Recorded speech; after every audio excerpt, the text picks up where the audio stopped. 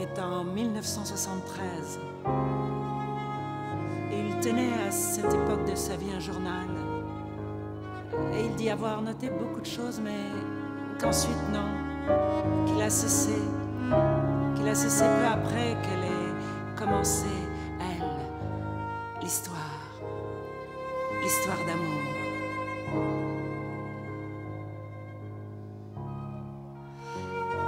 C'est un samedi, la nuit, le printemps, c'est presque le début de l'été, le mois de juin. Lui, l'homme de l'histoire, il travaille. Il est de permanence dans un centre de télécommunication. Il s'ennuie. Paris vide. Le printemps, un samedi. Il a 25 ans. Seul. Il a certains numéros de connexion du gouffre téléphonique. Il les fait. 2 numéros.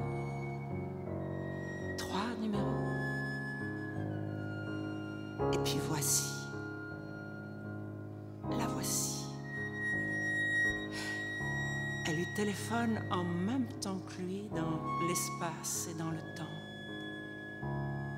Ils se parlent. Inlassablement se parlent.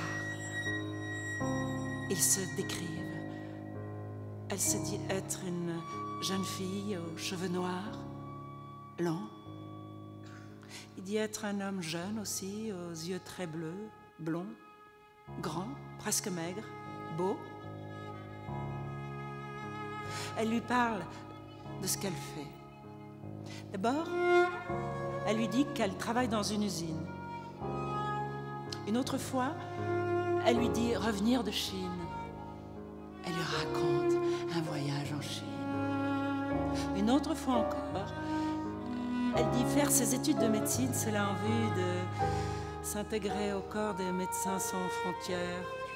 Il semblerait qu'elle s'en soit tenue à cette version-là, qu'elle n'en ait plus jamais changé, qu'elle n'ait plus jamais dit désormais autre chose que ceci, qu'elle faisait ses années d'internat pour être interne dans un hôpital de Paris.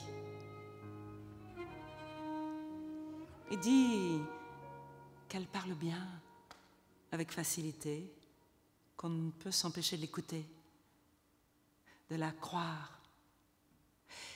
Il lui donne son numéro de téléphone. Elle ne donne pas le sien. Non, non.